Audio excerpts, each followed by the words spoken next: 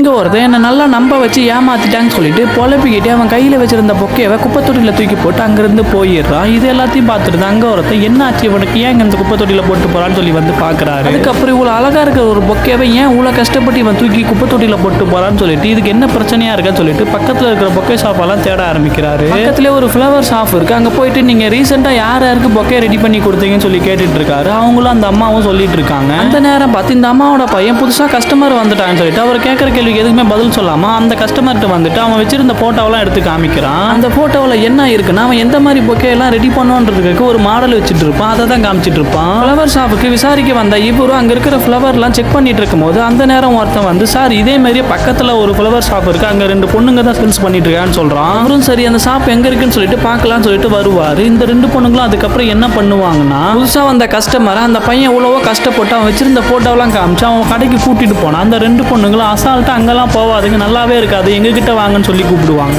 2 பொண்ணுங்களுமே எந்த எஃபெக்ட்டுமே போடாம கொஞ்சம் அழகா இருக்கிற திமிர்ல வர கஸ்டமர் எல்லாத்திலுமே கொஞ்சம் நெருக்கமா பேசி அவங்க கடைக்கு கூட்டிட்டு போயிடுறாங்க. அந்த நேரம் பார்த்து இவரும் கரெக்டா அங்க வந்துடுறாரு. இந்த மாதிரி பசங்களுக்கெல்லாம் பொக்கேஸ் நீங்க தான் சேல் பண்றீங்களான்னு சொல்லி கேட்கறாங்க. அவங்களும் ஆமாங்க சார் நான் தான் சேல் பண்ணிட்டு இருக்கேன்னு சொல்றாங்க. அந்த 2 பொண்ணுங்களும் இதெல்லாம் கேட்கறதுக்கு நீங்க யாருன்னு சொல்லி கேட்கும் போது இவர் சொல்றாரு நான் ஒரு போலீஸ் ஆபீசர்னு. உடனே அந்த 2 பொண்ணுங்களும் கொஞ்சம் பயந்துடுறாங்க.